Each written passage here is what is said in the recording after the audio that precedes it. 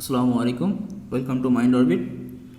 তো যারা সায়েন্স নিয়ে পড়াশোনা করতেছো, এসএসসি এইচএসসি অ্যাডমিশন, মেডিকেল ভর্তি পরীক্ষা বা জব অ্যাডমিশনেও একটা প্রশ্ন প্রায়ই আসে, সেটা হচ্ছে শক্তির রূপ, অর্থাৎ শক্তি কোন কোন রূপে থাকতে পারে। তোমরা যারা এসএসসিতে পড়ো বা তোমরা ক্লাস 9-এ যারা পড়ো, 9-10 যারা পড়ো, এদের ফোর্থ চ্যাপ্টার বা কাজ ক্ষমতা শক্তি এই অধ্যায়ে এই জিনিসটা বা এই টপিক্সটা আছে। যারা এসএসসিতে পড়ো তাদেরও পঞ্চম অধ্যায় কাজ ক্ষমতা শক্তি অধ্যায়ে এই টপিক্সটা আছে।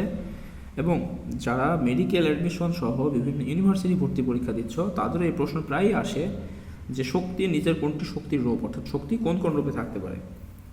তো এই বিষয়টা নিয়ে তোমাদের অনেকেই বেগ পেতে হয়। তো ছোট্ট একটা জিনিস যদি তোমরা মনে রাখো, তাহলে তোমাদের এটা নিয়ে আর কোনো প্রবলেমে পড়তে হবে না। কি মনে রাখবে বলো তো? জাস্ট একটা ছন্দ মনে রাখবা, ইংলিশে একটা ছোট্ট একটা জিনিস মনে রাখবা, এক লাইন। সেটা কি মনে রাখবা? SSMC men lives here. আবার বলো তো, কী বললাম? SSMC men lives here. S থেকে কি হতে পারে বলো তো? এস থেকে হতে পারে সোলার এনার্জি বা সৌরশক্তি।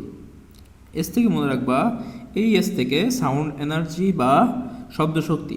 এই এম থেকে মনে রাখবা ম্যাগনেটিক এনার্জি বা চুম্বক শক্তি। সি থেকে মনে রাখতে পারো কেমিক্যাল এনার্জি বা রাসায়নিক শক্তি। এম থেকে মনে রাখতে পারো মেকানিক্যাল এনার্জি বা যান্ত্রিক শক্তি। ই থেকে মনে রাখতে পারো ইলেকট্রিক্যাল এনার্জি বা বিদ্যুৎ শক্তি। এন থেকে মনে রাখতে পারো নিউক্লিয়ার এনার্জি বা পারমাণবিক শক্তি। এলআই থেকে মনে রাখতে পারো লাইট এনার্জি বা আলোক শক্তি। এবং এই সি থেকে মনে রাখতে পারো হিট এনার্জি বা তাপ শক্তি। তাহলে কি বললাম?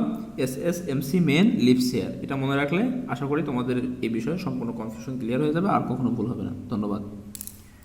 আর